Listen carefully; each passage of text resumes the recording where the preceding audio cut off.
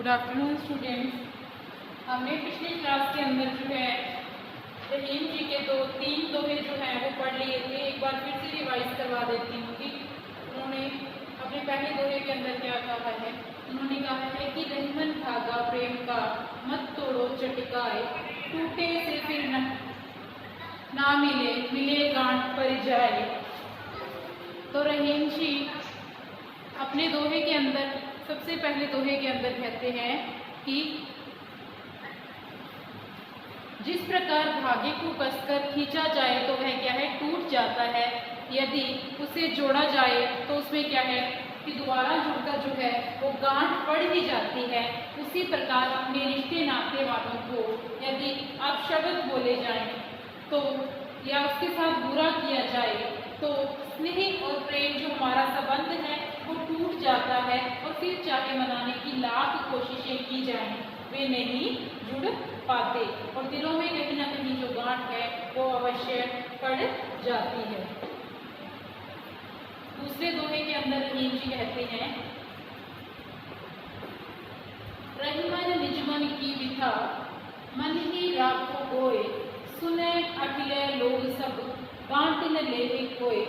तो रहीम जी इसमें कहते हैं कि अपने मन का जो दुख है उसको अपने मन के अंदर ही जो है छिपाकर रखना चाहिए।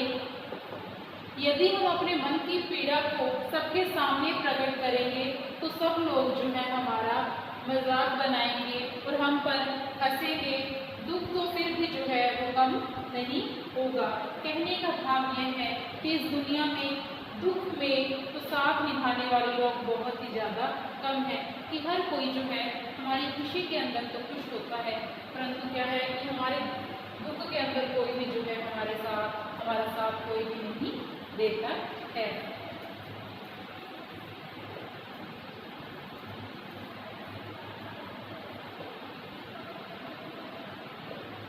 तीसरे दोहे के अंदर रहीम जी कहते हैं कि एक के साधे सब सधे, सब साधे सब जाए, रहीमन मूल्य सींची को फूले फले अखाए। कि जिस तरह से एक पेड़ को जैसे लगाते हैं तो उसको पानी देते हैं, खाद देते हैं, तो वह क्या है एक वृक्ष का जो रूप है वो धारण कर लेता है। अगर हम उसी तरह से अपने रिश्ते नातों या हम जिस फील्ड में जाना चाहते हैं उस फील्ड में हम हमारी जो पूरे अपनी लगन है उसको लगा देंगे, अपने पूरी कुशलता को है जो उसमें कुशल जो स्किल्स है हमारी उसको इन्वेस्ट करेंगे वहाँ पे, तो हम क्या है एक जो अपने जो गोल्स हैं या अपने कोई भी आप जॉब करना चाहते हो, कहीं पे भी आप सेटल होना चाहते हो, तो वहाँ पर आप क्या है वो अवश्य ही जो है आसानी से क्या है सेटल हो पाओगे। तो रहीम जी कहते हैं कि जिस प्रकार वृक्ष की जड़ को सींचने से पूरा वृक्ष फलता फूलता है, उसी प्रकार मनुष्य को किसी एक क्षेत्र में ही कि हमें सिर्फ एक क्षेत्र के अंदर ही क्या है कुशलता जो है वो हासिल करनी चाहिए, उसका अभ्यास करना चाहिए। अगर हम सब क्षेत्र के अंदर ही अपनी जो इन्वेस्टमेंट है वो करने लग जाएंगे, अंधाधुंध दौड़ लगानी शुरू कर देंगे, तो क्या है हम किसी एक में जो है वो सफल नहीं हो पाएंगे। अगर हमें जो है सफल होना है किसी चीज़ में तो हम सिर्फ एक चीज़ की तरफ हमें फोकस करना है, एक चीज़ की तरफ ही हमारा जो पूरा ध्यान है वो लगाना है। सब तरह ध्यान लगाने से व्यक्ति किसी भी क्षेत्र में जो है वो कुशल या कुशलता प्राप्त नहीं कर पाएगा। ये हमने पिछली क्लास में, हमारी जो पिछली क्लास है उसके अंदर तीनों दोहे किए थे। आज हम चौथा दोहा है जो रहीम जी के द्वारा लिखा गया उसके बारे में आज पढ़ेंगे। चित्रकूट में रम रहे रहमन अवध नरेश, जा पर विपदा पड़त है सो आवत यह देश। तो नरेश का क्या मतलब है? नरेश होता है राजा, नृप, या विपदा का अर्थ होता है विपत्ति, मुश्किल। तो रहीम जी इस दोहे के माध्यम से हमें समझाते हैं कि इस दोहे में रहीम जी कहते हैं कि चित्रकूट की महिमा का वर्णन किया है। वे कहते हैं कि अवध प्रांत के राजा, कि अवध के जो राजा थे श्री राम को जब 14 वर्ष का वनवास मिला था तो वे चित्रकूट में जो है चित्रकूट में आकर जगह का नाम है वहाँ पर रहे थे, जिससे उन्हें बहुत शांति मिली थी। कि जब राम जी को जो है 14 साल का जो वनवास है वो मिला था, तो राम जी क्या है 14 वर्ष तक जो है चित्रकूट में उन्होंने वास किया था। चित्रकूट में आकर वो रहे थे, जहाँ पर उन्होंने बहुत ही शांति जो है वो मिली थी, शांति ग्रहण की थी। तो कवि कहते हैं कि चित्रकूट की जो महिमा है वो अनोखी है, जिस पर भी विपत्ति आती है वह चित्रकूट में आकर शांति पाता है। तो इस दोहे के माध्यम से हमें समझाया गया है कि अगर हम विपत्ति में हैं, अगर हमारी किसी के साथ लड़ाई हुई है या किसी के साथ हमारे जो व्यूज है वो मैच नहीं हो रहे हैं, तो हमें उससे लड़ने झगड़ने की ज़रूरत नहीं है। हमें उस चीज़ को जो है एक बार छोड़ देना चाहिए, एक बार जो है अलग से रखना चाहिए। तो क्या है कि हम जो अपनी कोई भी जो विपदा पड़ी है, हमके मुश्किल आई है, वो उससे हम जो है वो बाहर निकल पाएंगे, उससे जो है आसानी से जो है ओवरकम जो है हम मुश्किल से जो है बाहर आ सकते हैं। तो यहाँ पर कहा है कि चित्रकूट में रंग रहे। चित्रकूट में रंग रहे का मतलब है कि राम जी जो है वो चित्रकूट में आकर रहे थे। रहे मन अवध नरेश, कि अवध के जो नरेश थे, अवध के जो राजा थे, राम वो क्या है चित्रकूट में आकर 14 साल का जो वनवास है उन्होंने चित्रकूट में आकर रहा था, रहे थे। जा पर विपदा पड़त है सो आवत यह देश, जा पर कि जिस पर भी विपदा या मुश्किल पड़ती है तो सो आवत यह देश, सो का मतलब वही आता है इस देश के अंदर, कि वही जो है वो चित्रकूट में जो आकर है वो रहता है।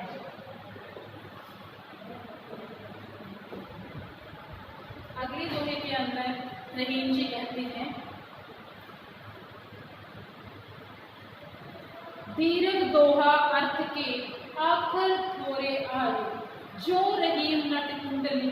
सिमटी कूदी चढ़ जाए। तो रहीम जी कहते हैं कि आखर का मतलब होता है अक्षर और थोड़े का मतलब होता है थोड़ा। रहीम जी कहते हैं कि जिस प्रकार नट कुंडली विद्या में निपुण होने के कारण कूदकर ऊपर चढ़ जाता है, नट जो है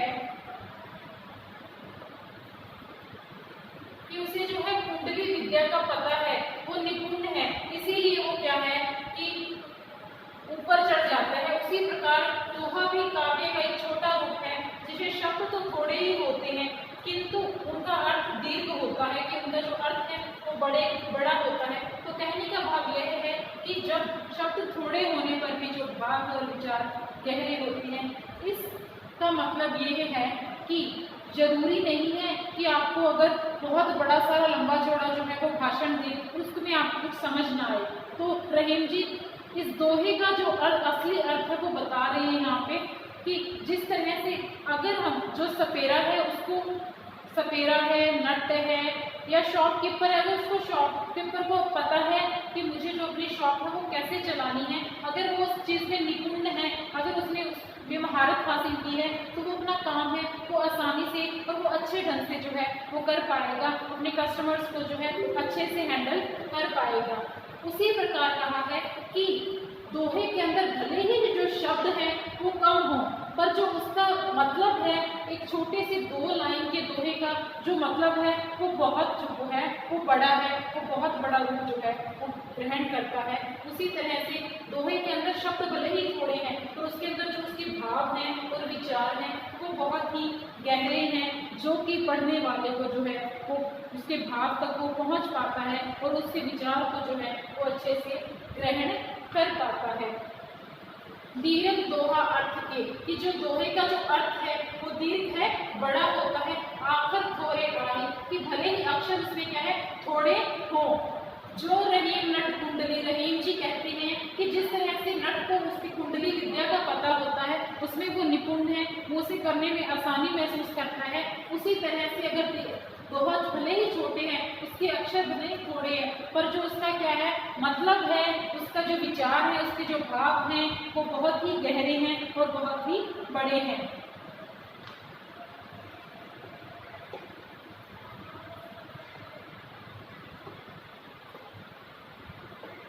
नेक्स्ट, धनी रहीम जल पंख को लघु जिए पियत अघाए, उद्ग बड़ाई कौन है जगत प्यासो जाए। तो इसके अंदर रहीम जी कहते हैं पंख का मतलब होता है कीचड़ और समुद्र। जिस तरह से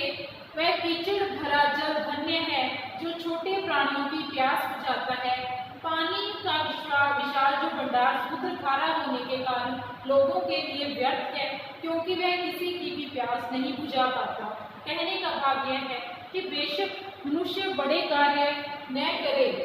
छोटे ही जो काम है वो करे जिसमें उसे परोपकार की जो है वो भावना हो। तो रहीम जी कहते हैं कि जिस तरह से जो पंख के अंदर या छोटे छोटे जो नहरें हैं, तालाब हैं, कुएं हैं, उनके अंदर जो है वो कीचड़ हो भले, पर क्या है कि वो हर एक को जो है वो प्यासे की जो प्यास है वो बुझाता है। जंगली जानवर हैं, जो पेड़ पौधों को पानी मिलता है, या जो मनुष्य हैं उनको पीने के लिए पानी मिलता है। जो छोटी छोटी चीज़ें हैं जैसे नहर, नाले, नदियां हैं, उससे जो है सबको जो है पीने के लिए पानी मिलता है। उसी तरह अगर समुद्र है, ठीक है, उगती का मतलब है समुद्र कितना भी बड़ा है, बड़ा हो, पर क्या है इसका पानी खारा होने की वजह से वहाँ से जो है वो कोई भी जो अपनी प्यास है वो नहीं बुझा पाता है। खारा पानी है कौन पिएगा, और समुद्र इतना बड़ा है कि वहाँ तक कोई पहुँच नहीं पाता। तो उसी तरह से रहीम जी कहते हैं कि जिस तरह से जो नहरें, नदियाँ और छोटे होने के बावजूद भी सबकी जगत की सब संसार की जो है वो प्यास बुझाते हैं, उसी तरह से अगर कोई बड़ा चीज़ है जैसे समुद्र है, वो किसी की भी प्यास जो है वो नहीं बुझा पाता। तो रहीम जी इसके माध्यम से कहते हैं कि मनुष्य भले ही कोई छोटा ही काम क्यों ना करे, कि छोटा ही काम करे, परंतु उसकी जो भावना है उस काम को करने की, वो हमेशा जो है उसकी भावना अच्छी होनी चाहिए, दूसरों पर उपकार करने की होनी चाहिए, दूसरों की सहायता करने की जो है उसकी आदत होनी चाहिए। तो रहीम जी कहते हैं धन्य रहीम जल पंख को, कि वो जल जो है वो धन्य है जो क्या है छोटा होने के बावजूद भी सबकी जो प्यास है वो बुझाता है। उगती समुद्र भले ही कितना ही बड़ा हो, पर क्या है वो जगत की जो प्यास है वो नहीं बुझा पाता। तो इसके अंदर ये भी कहा गया, जैसे हम और चीज़ें भी सुनते हैं कि नारियल का पेड़ है या खजूर का पेड़ है, कितना भी बड़ा, वो कितना लंबा और कितना बड़ा होता है, उसके बावजूद भी वो क्या है कि किसी को छाया जो है वो नहीं दे पाता है। और छोटे छोटे वृक्ष जो हैं वो क्या है बहुत ही गहरे होते हैं, गहन रूप से संघन होते हैं, सघने होते हैं, तो वो क्या है लोगों को जो है वो छांव जो है प्रदान करते हैं। उसी तरह से रहीम जी कहते हैं कि समुद्र बड़ा होने के कारण भी क्या है कि लोगों को जो है कोई भी लाभ जो है वो नहीं पहुंचा पाता है। उसका पानी खारा होने की वजह से कोई भी वहाँ से जो है पानी नहीं पी पाता है। पर क्या है कि छोटे छोटी नहरें, नदियाँ, नाले, तालाब क्या है कि सबको, जंगली जानवर है वो सबको जो है पानी प्रदान करते हैं। तो हमें ये नहीं सोचना चाहिए कि मुझे बहुत बड़ा इंसान बनना है, पर यह है कि भले ही हमारे पास जो काम हमारा छोटा ही क्यों ना हो, पर हम ऐसा काम करें कि लोग जो हैं वो हमारी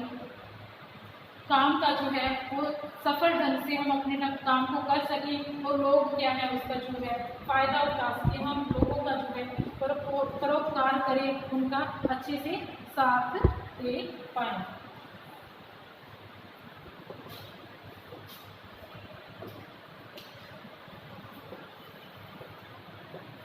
नेक्स्ट है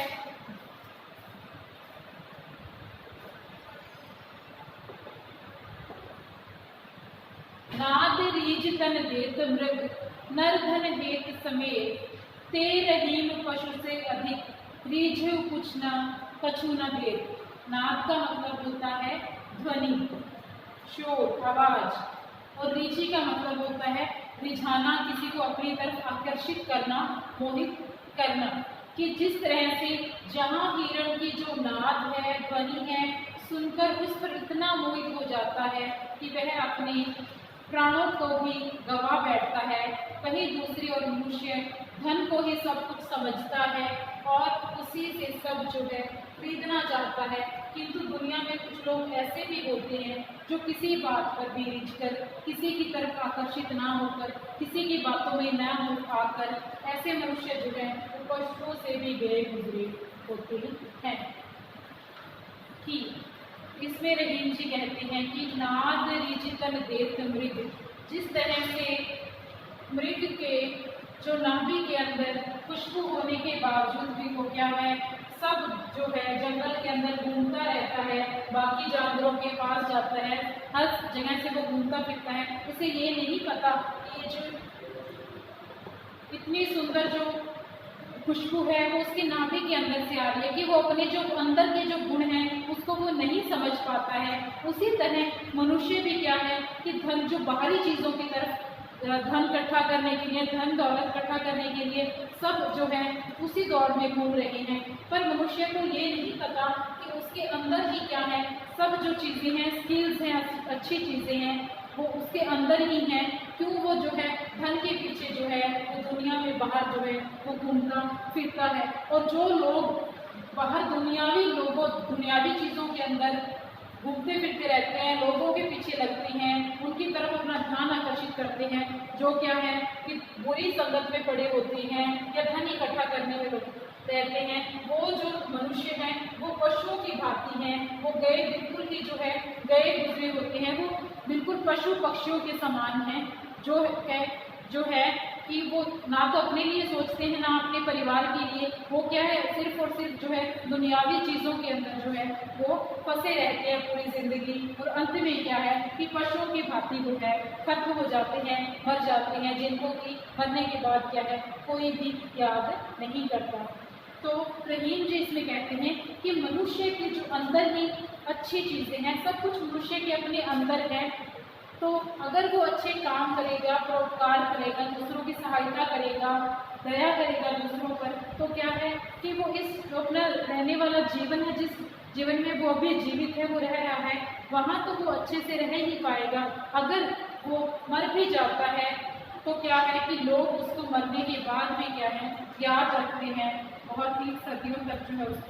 उसके बातों का, उसकी चीज़ों का जो है वो गुणगान करते हैं। तो हमें क्या है कि बाहरी चीज़ों की तरफ ध्यान न देकर हमारे अंदर के जो भाव हैं,